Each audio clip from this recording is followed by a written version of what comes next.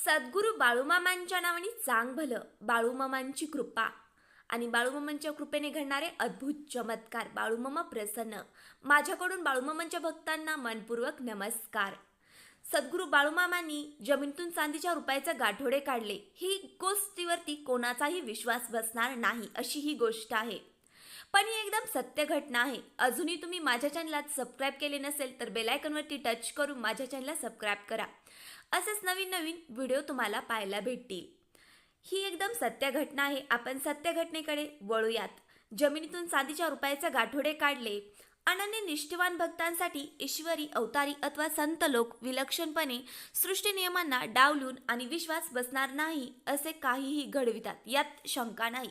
या गोष्टींवरती कोणाचाही विश्वास बसणार नाही, पण ही एकदम सत्य घटना आहे.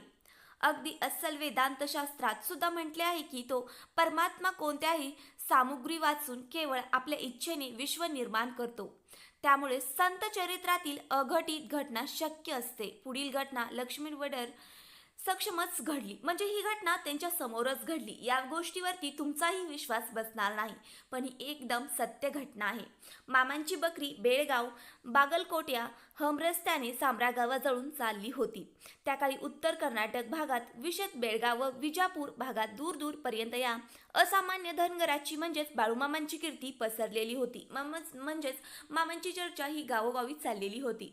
सांब्रा गावाजवळून बकरी पूर्वेकडे चाललेली होती. धनगर वेशातले मामा झपाझप पावले टाकीत बकऱ्या मागून चाललेले होते. एवढ्यात एक अत्यंत गरीब धनगर मामांजवळ आला व म्हणाला, देवा, मला 1000 रुपये हवे आहेत. मला लोकांचे देणे आहेत. मला आपण कृपाळू होऊन या कात्रीतून सोडवा. तुमच्या विना मला दुसरा कोणीच आधार नाही. अशी व्यथा तो धनगर मामाला स्वतःची सांगत होता. त्या धनगराची स्थिती सर्वज्ञ मामांना कोणी सांगण्याची गरज नव्हती. मामांच्या मनात मोठी दया निर्माण झाली. त्यांनी आपली योग्य स्थिती सामर्थ्यात जणू बाहेर काढले. म्हणजे मामांनी त्या गरीब धनगरावरती दया दाखवून त्यांनी त्याच्यावरती आशीर्वाद देण्याचे मामांनी ठरवले. घटनेचा साक्षीदार लक्ष्मण वडेर म्हणतो, मामा जमिनीवर बसले. त्यांनी जमिनीला 3 वेळा काठी मारली. त्या क्षणी चांदीचे रुपये असलेले मोठे गाठोडे ते निर्माण झाले.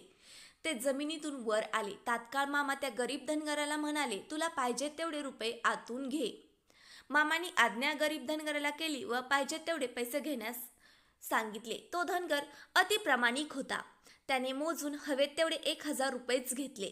तेव्हा मामांनी पुरेत काय असा प्रश्न त्या धनगराला केला.